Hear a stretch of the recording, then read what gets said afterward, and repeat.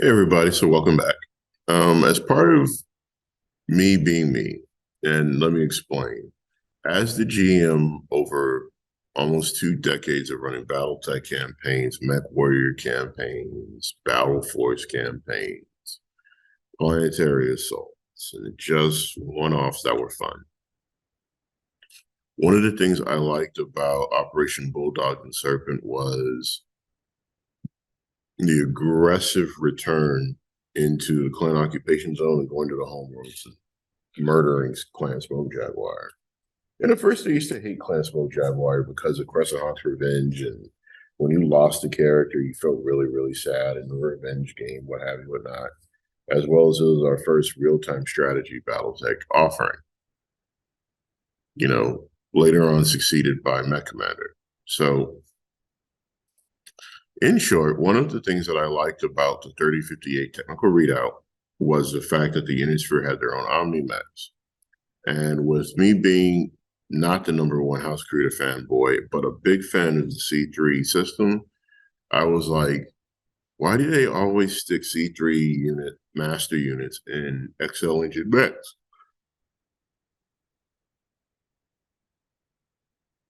It doesn't make sense.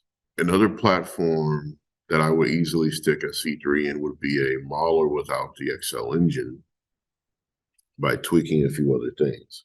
So what I wanted to do was walk you through my design and thought process as a GM building NPC units. So we're going to share my screen, pull up Solaris Skunkworks, and we're going to pull up a base strider. I'm going to add a variant and call it Field Master or Field C3 Master. All right. So this could be Operation Bulldog or the Jihad. No one cares. So C3s don't generate heat. 5 tons. So you look at Battle Force, now you have your Omni C3, your tag, and your MHQ5. The other 4 don't count anymore. So then we come back to equipment. And going with energy, light PPCs came out in 3067, so they're not available yet. We could just shove a PPC on this bad boy, but it'll be a wasted tonnage. So I would like to go with an ER large laser and then maybe some jump jets for mobility purposes and not getting stuck in one spot. So when we come down here, it's like, well, there's not a lot of options on where to stick stuff. Case and endo steel. So of course, C3 Master,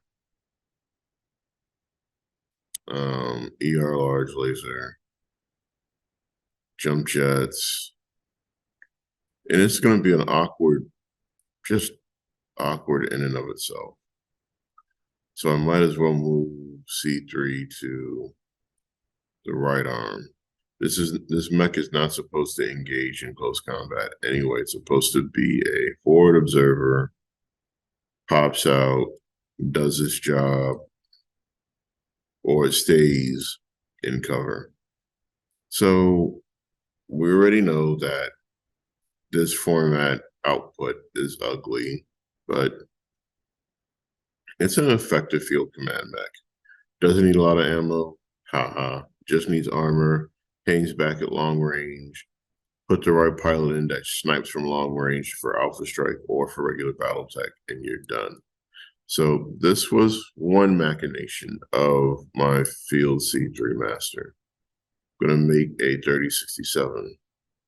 So FC3 Master 6.9 Mid-Jihad.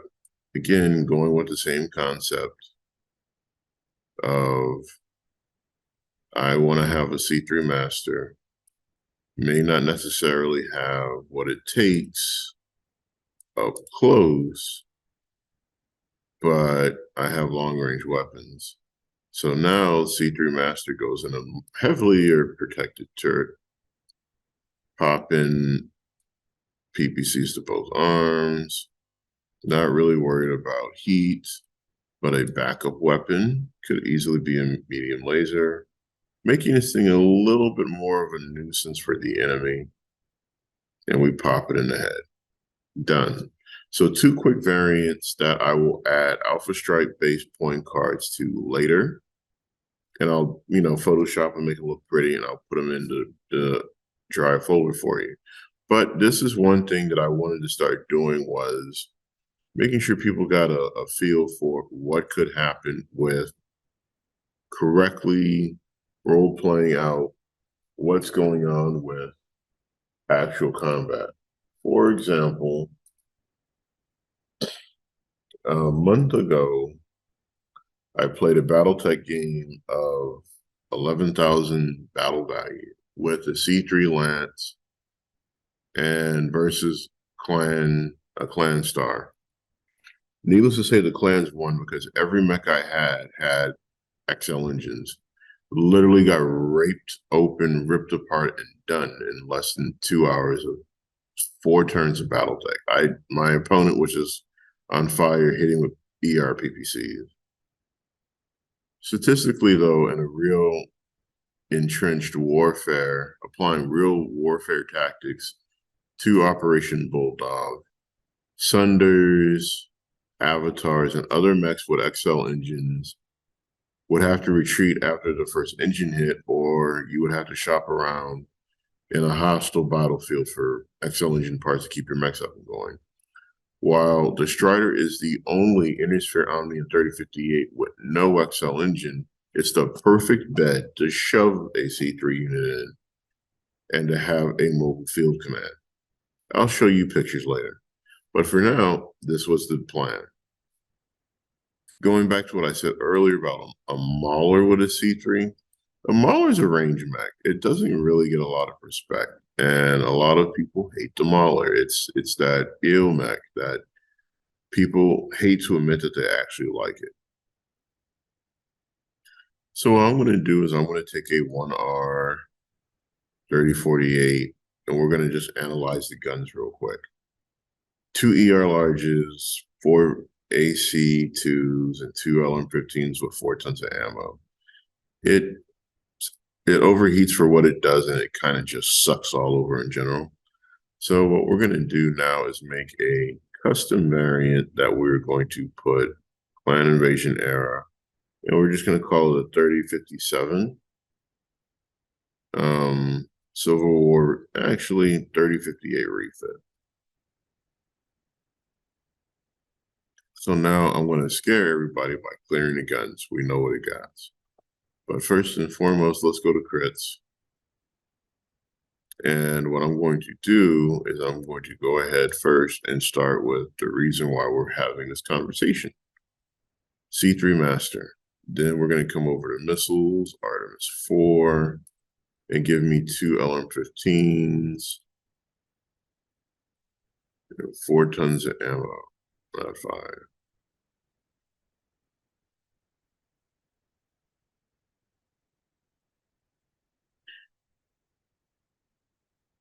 I want to make sure. Yep, it got it. Okay. All right. Now, the thing with ammo, and this is my luck, is that no one ever misses an ammo location when making a critical hit check against me. Ever.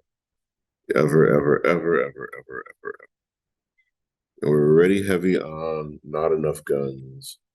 So we're going to go back and put in those ER large lasers. And that's the problem with this mech, is that to make it effective, you have to make it suck in a different direction. AC2s are great crit seekers. I'm at 233. I'm already way overheat. So I'm going to play with the heat sink scale and see if I can get up to some respectable damage, and I did.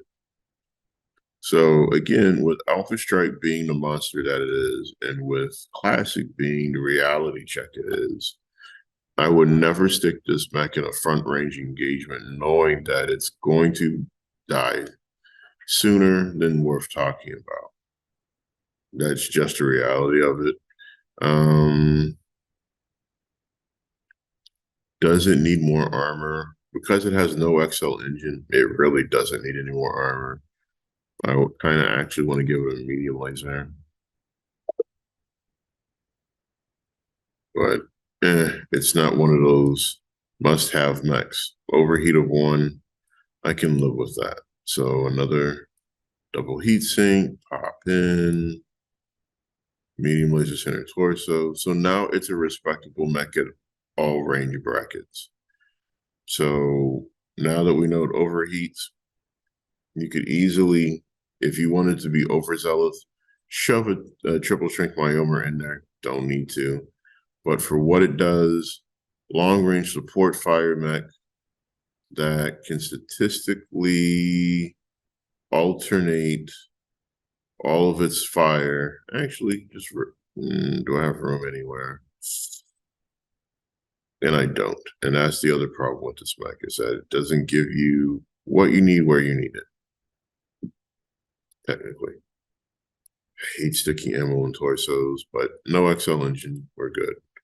And if I stick another heatsink in there, I'm not getting any more bang for my buck. So we're going to take that heatsink back out. Come over to crits. Pop it in and give me that medium laser back. So yet again, we're at the end of the conversation on a mech that is effective, but not stellar. The thing with reality and min-maxing in Battletech is that people min-max to death and don't understand that it loses flavor and playability. This Mauler is designed to be a long-range pounder, dissipating 28 heat. That means it can fire both ER larges or both LRM-15s, one ER large, walk, and still be effective, or fire both ER larges and walk. So without the chain gun effect of AC2s, this thing really loses its appeal for a lot of players, and I understand why. But if we're going with the theory of maximizing survivability of C3 master units, this thing is perfect. Respectable armor, respectable structure, stays at long range and medium range, and just coordinates to hurt, or it sits behind and launches for IF2. This thing's a monster. So again, let me change the name and put campaign and put